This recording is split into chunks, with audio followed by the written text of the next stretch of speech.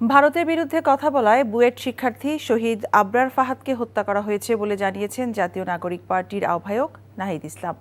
দুপুরে কুষ্টিয়ার কুমারখালী উপজেলার রায়ডাঙ্গা গ্রামে বুয়েট শিক্ষার্থী শহীদ আবরার ফাহাদের কবর জিয়ারত শেষে তিনি কথা বলেন।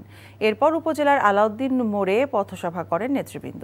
এ সময় উত্তর অঞ্চলের মুখ্য সংগঠক সার্জিস আলম, দক্ষিণ অঞ্চলের মুখ্য সংগঠক হাসনাত আবদুল্লাহ সহ কেন্দ্রীয় নেতৃবৃন্দ উপস্থিত ছিলেন। বিকেলে কুষ্টিয়া শহরের বড় বাজার থেকে পদযাত্রা শুরু হয়ে ৫ রাস্তার মোড়ে পথসভা করার কথা রয়েছে।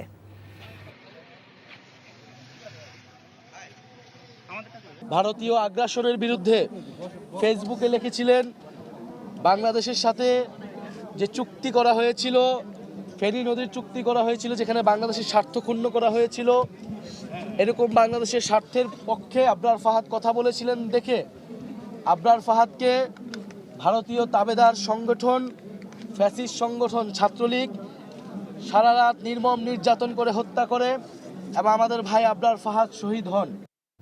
বান্ডেল থাকলে প্রতি সেনমানিতে টাকা বাঁচবে।